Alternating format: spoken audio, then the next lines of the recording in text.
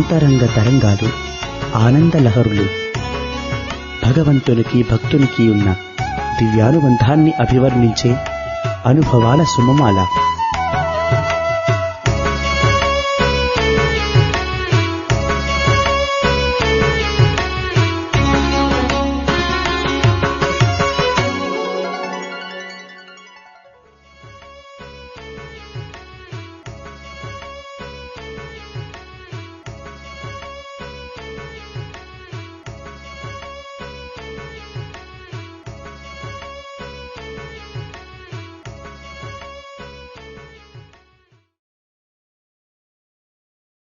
మళ్ళీ స్వామి గుమ్మగట్ట సుబ్బరావు వాళ్ళు మేము బుక్కపట్నంలో ఉండేవాళ్ళం కదా.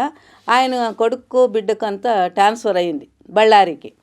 ట్రాన్స్ఫర్ అయ్యింటే స్వామిని మేము పిలుచుకోపోవాలా, బళ్ళారికి పిలుచుకోపోవాలని వాళ్ళకు ఒక కుతూహలంగా ఉన్నింది. కుతూహలం అంటే పిలిచి ఒక 5-6 నెలలకు స్వామి ఊగొట్టినారు. ఊగొడితే అప్పుడు స్వామిని పిలుచుకోపోయేకి వచ్చినారు కానీ కార్లు గీర్లు ఏం లేరండి. అప్పుడు ట్రైన్లోనే పోవాల్సింది. అప్పుడు అట్లే స్వామిని ఈశ్వరం గారు, అమిట కోనమ్మ, మా ఇంట్లో మా అమ్మ, మా అవ్వ, మేము 2 బిడ్డలు, ఇంకా ఎవరినో 2-3 అందరినీ ప్రయాణం చేసి ఎవరు చేయాలా, స్వామే చేయాలా, మనమేం చేసే పని లేదు. అమ్మాయి అందరూ పోదాముండ్రి. సరేలేండి అని అనుకున్నాము. పలానాడు అనుకున్నారు. అనుకున్న తర్వాత అప్పుడు బుక్కపట్నానికి రావాలా, బుక్కపట్నం నుంచి మక్కాజ్పల్లికి ట్రైన్కి పోవాలా. బుక్కపట్నంలో ఆ పొద్దు రాత్రి అందరూ ఉండారు. మా ఇంట్లోనే అందరూ పండుకున్నారు.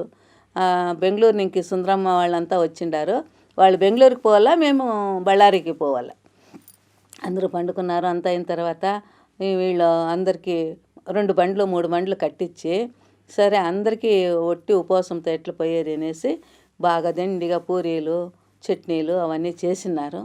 అన్ని క్యారియర్లు కట్టుకొని ఉండారు. అన్నీ చేసినారు. బండ్లో కూర్చొని ఇంత మరచెంబుకు స్వామికి ఉడికి నీళ్ళు, మనకి నీళ్ళు, మంచి నీళ్ళు, కాఫీ చేస్తే అక్కడ 3 బండ్లు ఉండే వాళ్ళందరికీ అందరికీ అయ్యింది. చూడండి, ఇంత చెంబుకు ఫిల్టర్కి చేస్తే 3 బండ్లు ఉండే వాళ్ళందరికీ అయ్యింది. లేవు కదా, అంత మరచెంబులు చేస్తే అందరికీ అయ్యింది. చూడండి, ఆమెట అక్కడికి పోయిన తర్వాత మధ్యలో ఏరు వస్తుంది. మక్కాజ్పల్లికి పోయేదేవలో ఏరు వస్తుంది. ఆ ఏట్లో కూర్చొని అందరూ టిఫిన్ చేసేది. అందరికీ టిఫిన్ ఇచ్చినారు. అందరూ తినిండారు. అంతా బాగానే ఉంది. అయినా ఏం నాగమ్మా ఇంత కారం వేస్తే ఎవరు తింటారు అనుకోండావు అని స్వామి మా అమ్మను మా అవ్వతో మాట్లాడుతున్నారు. అంటే లే స్వామి, అంత కారం వేయలేదు స్వామి, అందరూ తింటారు. లేదు నాగమ్మ, నువ్వు తింటావు అని అంతా భలే కారం వేసినావు అని చెప్పి, ఏమో స్వామి ఏమన్నా అనుకొని ఉంది. చూడే అందరి నోరులో కారం అవుతా ఉంది అనేసి ఇట్లా కలకంట తీసిరి అందరికీ ఇచ్చిరి. అదొక తమాషా. అన్నీ తమాషాలు చేస్తూ ఉండేది. ఎప్పుడో ఆయన మాత్రం ఊరికే ఉండలేదు. కృష్ణలీలు కదా, కృష్ణలీల. అది ఒక అందరికీ ఇచ్చిరి. అది తీసుకొనేసి స్టేషన్కి పోతుంది. వాళ్ళ ట్రైన్ వచ్చి వాళ్ళు వెళ్ళిపోయారు. మా ట్రైన్ వచ్చి మేము వెళ్ళిపోతుంది. బళ్ళారికి పోతుంది. బళ్ళారిలో 8 రోజులు ఉన్నాము. సరే స్వామి వచ్చినారు అనేసి బళ్ళారిని మక్కాజ్పల్లి నుంచి గుంతకల్కి పోయే తలకే స్వామి రైల్లో ఉండారు అని ఆ గుంతకల్లో ఉండే వాళ్ళకి ఎవరికి తెలిసిందో ఏమో స్టేషన్లో బండి నిలిపేసి అందరూ స్వామిని చుట్టుకొని ఉండారు. ఏమి అంతా అయ్యే నమస్కారాలు 2 గంటలు లేట్ అక్కడ అయిన తర్వాత మళ్ళీ బండి పోతూ ఉంటే బండికి పూలారాలు వేసి మొక్కున్న వాళ్ళే అందరూ బండికి పూలారాలు వేసి మొక్కుతూ ఉన్నారు. అట్లా బాగా జరిగింది.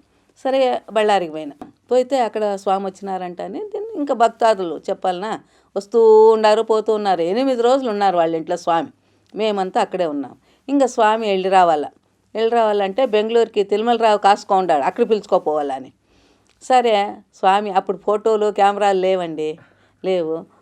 స్టూడియోకి పోయి ఫోటో తీసుకుందామని అందరినీ పిలుచుకోపోయిన తర్వాత సుబ్బరావు అని ఆయన పిలుచుకోపోయింది. ఆయనకు ఒక నక్కి హారం వేసి స్వామికి తీసుకుంటే బాగుంటుంది, నక్కి హారం కూడా ఇక్కడ లేదే, ఎక్కడో దూరం ఉందే, ఎక్కడ పోయాక అయ్యలేదే తన మనసులో తాను అనుకుంటే ఇంకా స్టూడియో ఆయన వచ్చారు, అంత లేట్ అయ్యింది. సరే అందరూ కూర్చొని మాట్లాడుతుంటే, ఏమబ్బాయి సుబ్బరావు ఏమో అనుకుంటున్నావు మనసులో, నాకు తెలుసులే అని. ఏమీ లేదు స్వామి అంటే, లేను నీవేమో అనుకున్నావు అని ఇట్లా తీస్తే పట్లం, ఆ పట్లం ఇప్పితే పూలారం, నక్కి పూలారం ఉంది. అయ్యో స్వామి ఇంకా అనుకుంటున్నట్లే ప్రత్యక్షమైంది అనుకొని స్వామికి పూలారం వేసి నమస్కారం చేసుకొని అప్పుడు ఆయన వచ్చి ఫోటోలు అంతా తీసి గ్రూప్ ఫోటో అది అయిన తర్వాత నమస్కారం వేసి వచ్చేసి మళ్ళీ మేము వస్తూ ఉంటే తిరుమలరావు స్వామిని పిలుచుకొని దీనికి పైరే బెంగళూరుకి పైరే మేమంతా ఇక్కడ వచ్చేస్తాం, బుక్కపట్నానికి వచ్చేస్తాం. బెంగళూరులో స్వామి ఉండారు. ఇంకా మేము కూడాను అనంతపురంలో చిదంబరం ఇంట్లో ఉండాం. వస్తూ వస్తూ వాళ్ళు నిలుపుకుండ్రి. స్వామి మేము అంతా చిదంబరం ఇంట్లో 8 నాళ్ళు ఉండాం. స్వామి అక్కడే ఉండ్రి. ఉండిన తర్వాత మళ్ళా అనంతపురం నుంకినే వాళ్ళు తిరుమలరావు పిలుచుకోపోయింది. మమ్మల్ని పరీక్ష చేసేకి కూడా మా ఊరు వాళ్ళు దండిగా ఉన్నారు. దండిగా ఉన్నా కూడా ఏమింటే మా తాతగారు మా నాయనగారు బాగా సమాధానం చెప్తూ ఉండ్రు కాబట్టి మా జోలికి వస్తూ ఉండలేరు. అట్లా అంత గుంపులో ఉన్నాం కదా. అదే స్వామి మా ఇంటికి వస్తానే దేవుని ఇంట్లోకి వచ్చేది పోయేది, స్వామి మంగళారతి చేసేది, ఇవన్నీ స్వామి చేస్తారు పూజ దేవునికి అంతా చేస్తూ ఉంటే మీ ఇంటికి స్వామి వస్తే లోపలికి పోతారే, మంగళారతి చేస్తారే, మీరు ఎట్లా రాణిస్తారు అని వాళ్ళే భట్రాజులే మీరు ఎట్లా రాణిస్తారు, అయితే మిమ్మల్ని కూడా కులంలోనికి మీ గుంపులోనికి తీసేస్తాము అని చెప్పారు. చెప్తే అప్పుడు మా తాత అన్నారు. మా తాత ఏమన్నారు, మా ఇంట్లో బిడ్డను మీ ఇంటికి ఇచ్చే పనిలే, మీ ఇంట్లో బిడ్డను మా ఇంట్లోకి చేసుకునే పనిలే, మీ అంతకు మీరు పోండి, మా ఇంతకు మేము ఉంటాము, మా స్వామిని మాత్రం ఇడిచేలేదు, మా స్వామిని మాత్రం ఇడిచేలేదు అని చెప్పినారు. చెప్తే అప్పుడు నోరు మూసుకొని ఉండారు. అట్లంతా జరుగుతూ ఉండే. స్వామికి మాకి పోతా ఉన్నారే అనే సంఘటన అంతే, అంత బాగా జరుగుతూ ఉండే మాకి. స్వామికి పాదపూజ చేసేటప్పుడు అంగి పంచ అంతా వస్త్రాలంతా స్వామికి మొదలు తెల్లవి మేమే ఇచ్చిండేది. అది అయిన తర్వాత మళ్ళా పెద్దది కాషాయ వస్త్రం కూడాను ఫస్ట్ మా తాతగారు తెచ్చి ఇచ్చినారు. అదే మా అంత సంకల్పం అది జరిగింది. అది మా నాన్నమ్మ గారు వాళ్ళ పుట్టినింటికి పోయినారు. పెండ్లి అన్న కొడుకుది పెండ్లి అనేసి మా చెల్లెల్ని కూడా పిలుచుకొని పోయినారు. పోయింటే పెండ్లంతా అయిపోయింది. మళ్ళీ మా నాయన మా తాత వాళ్ళంతా వచ్చేసినారు.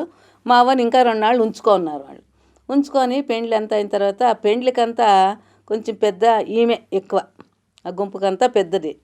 సరే 4 నాళ్ళు ఉంచుకుంటారు, అంతా అయింది. తిరిగా అందరూ వెళ్ళిపోవాలని అందరికీ తాంబూలాలు ఇస్తూ ఉన్నారంట. ఇస్తూ ఉంటే అది అవగారిల్లు తాంబూలాలు ఇస్తూ ఉంటే అప్పుడంతా పెట్రోమాస్ లైట్లు, ఇంకేమీ ఈ లైట్లు ఏం లేదు. అది ఎట్లు ముట్టించినారో ఏమో దేవునికే తెలియల్లా. పెట్రోమాస్ ఇట్లా వేసేసి పంపుతో కొట్టేటప్పుడు దగ్గమని అంటుకో ఉంది.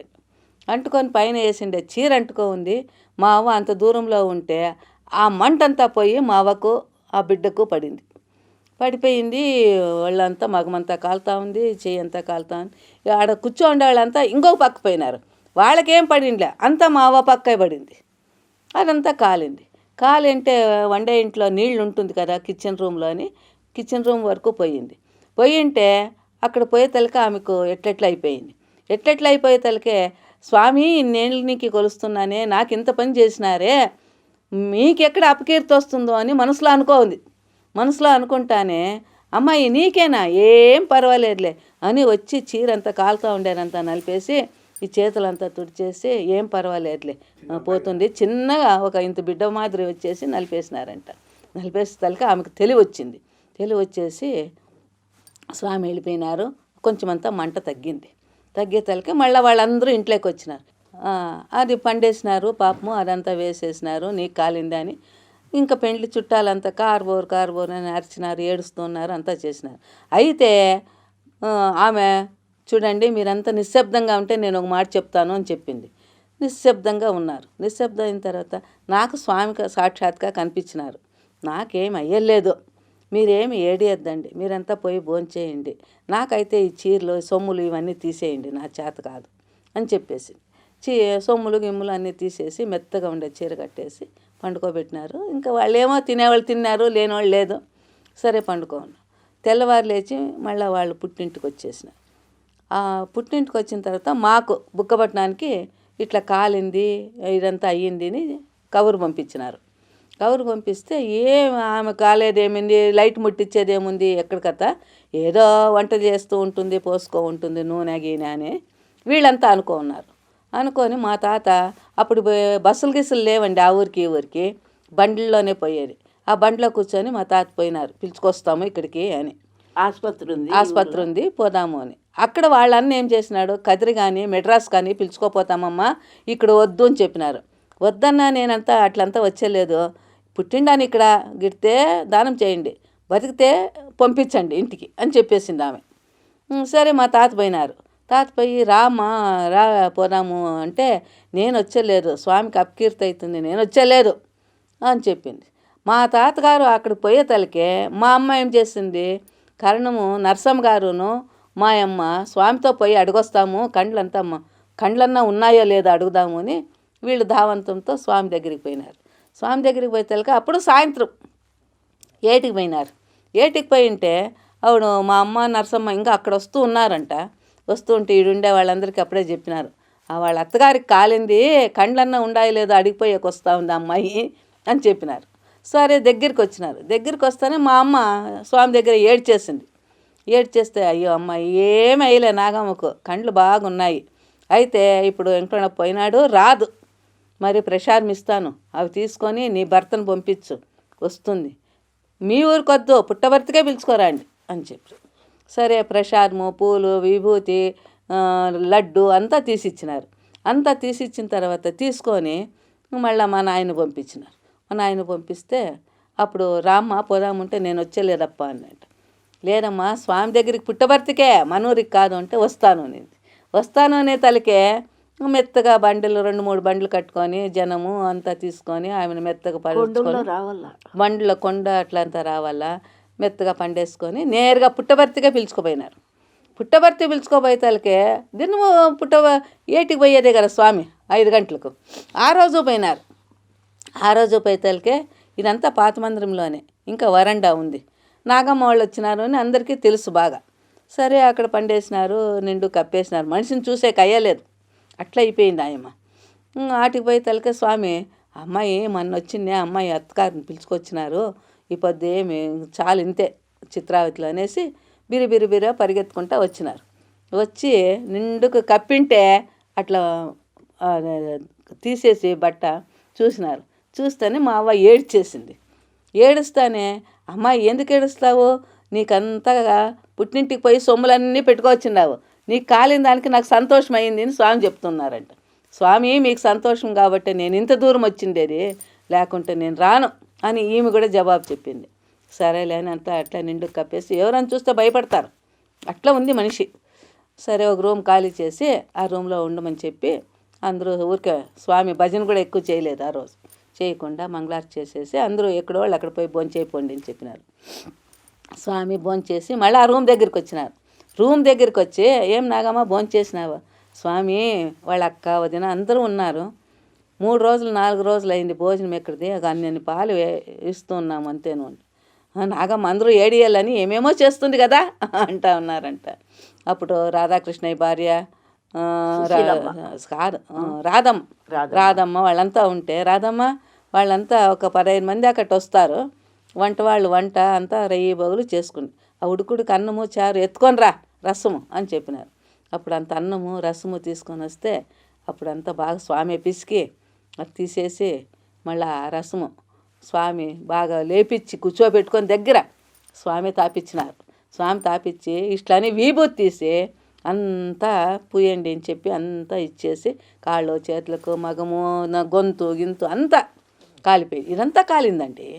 అందరికీ ఇచ్చి పండుకోండి ఇంకేమి ఇది లేదు అని చెప్తే వెళ్ళిపోయినారు.